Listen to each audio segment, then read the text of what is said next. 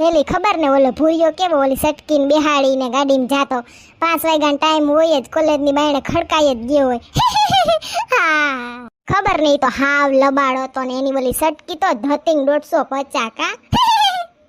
હા હા